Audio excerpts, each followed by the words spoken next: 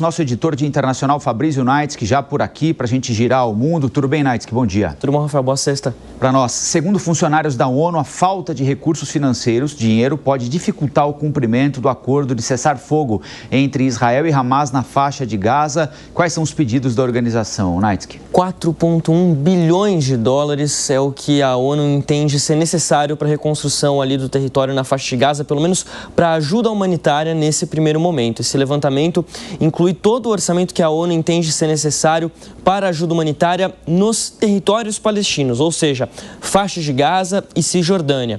Só que desses 4,1 bilhões de dólares, 90% teriam que ir para a faixa de Gaza em 2025. A ONU entende que até o momento já foram levantados menos de 3%, entre 3% a 4% dos valores para esse ano, para 2025. O que acontece aqui é o seguinte: chegar ao cessar-fogo lá na faixa de Gaza foi muito importante. A dificuldade agora é manter o cessar-fogo, é fazer com que todas as partes do acordo sejam cumpridas. Então você tem a troca de reféns, os reféns israelenses que saem da faixa de Gaza e voltam para Israel, os prisioneiros palestinos que também são devolvidos e, claro, a questão da ajuda humanitária. A promessa da entrada de 600 caminhões com ajuda humanitária na faixa de Gaza todos os dias. E aí, pelo menos metade desses caminhões iria para o norte do território, que é a região ali mais afetada pelo conflito, que foi mais destruída pelo conflito.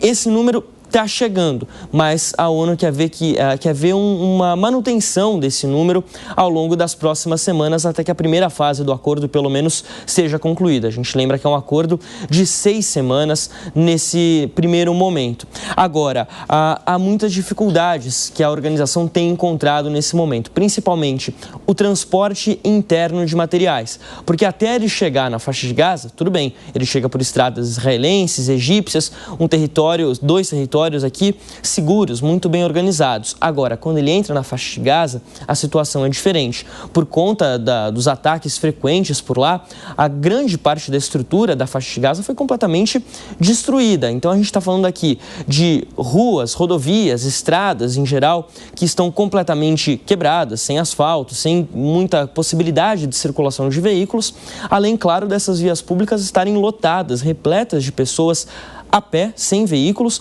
que tentam se movimentar pelo território, seja para retornar às suas cidades de onde elas eram originalmente e precisaram se deslocar, seja para ir em direção a qualquer lugar que seja. A gente está falando aqui de supermercados, hospitais, serviços públicos em geral. Um ponto positivo destacado pela ONU até o momento é de que, desde o acordo de cessar-fogo, o número de saques em supermercados diminuiu consideravelmente. Eles não falam exatamente os números, porque é difícil calcular isso ao todo, mas dizem que as forças policiais locais, que são, claro, comandadas pelo Hamas, têm auxiliado nisso tudo para evitar que saques aconteçam. Ou seja, a comida está chegando, por exemplo, num supermercado e ela tem saído dali de uma maneira mais regular, mais ordenada. Isso facilita um pouco a questão da reconstrução. Mas a crise humanitária é muito grande e é um trabalho que precisa continuar por lá. É um estado a ser reconstruído completamente, um território a ser reconstruído. Valeu, Naitsky. Até a próxima.